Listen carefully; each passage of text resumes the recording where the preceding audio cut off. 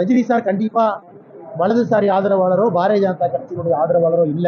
உண்மையை சொல்ல வேண்டும் என்றால் எனக்கு தெரிந்தவரை ரஜினிகாந்த் அவர்களை பொறுத்தவரை மோடி அவர்கள் மீது பெரிய ஒரு மரியாதை வைத்திருக்கக்கூடிய ஒரு மனிதர் தமிழ்நாட்டில் எல்லாரும் இருக்கிறாங்க. அவர் எந்த ஒரு தேர்தலும் ரஜினிகாந்த் அவர்கள் மோடி அவர்களுக்கு ஆதரவாகவோ அல்லது பாரதிய ஜனதா கட்சிக்கு ஆதரவாகவோ 2014 பேசலீங்க. அப்படி இருக்கும் பொழுது ரஜினி அவர்களை ரஜினி சாரை ஒரு சின்ன வட்டத்துக்குள்ள ஆதரவாளர் என்று அழைப்பது சரியில்லை என்பது என்னுடைய தாழ்மையான கருத்து. இரண்டாவது என்னன்னா, இன்னைக்கு சீமான் அவர்கள் யாரை வேணாலும் சந்திக்கலாம், முழு உரிமை அவருக்கு இருக்கு. ஆனா ஏற்கனவே உங்களுக்கும் தெரியும் எனக்கும் தெரியும், இன்னைக்கு மத்திய அரசு அதிகமா தமிழ்நாட்டில் கிரிட்டிசைஸ் பண்றாங்கன்னு அண்ணன் சீமான் அவருடைய கருத்து சொல்றாங்க.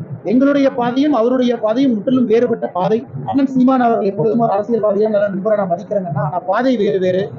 அவர் தமிழ் தேசியம் அப்படிங்கிற சித்தாந்தத்தை முன் வச்சு கொண்டு போறாங்க. நாங்க இன்னைக்கு தேசியத்தை முன்வைக்கிறோம். அதுல தமிழ்நாடு முதன்மையாக இருக்க வேண்டும் என்று நினைக்கிறோம். அப்படி என்றால் தனியா இலங்கைக்கு நாங்க தனியா ஃபாரின் பாலிசி தனியா நம்ம பண்ணுவோம், இதுதான் எங்களுடைய கோல். அப்படி கிடையாது. இந்திய அரசியலமைப்பு சட்டத்துக்குள்ள தமிழகம் முதன்மையாக வர வேண்டும் என்று நினைக்கின்றோம்.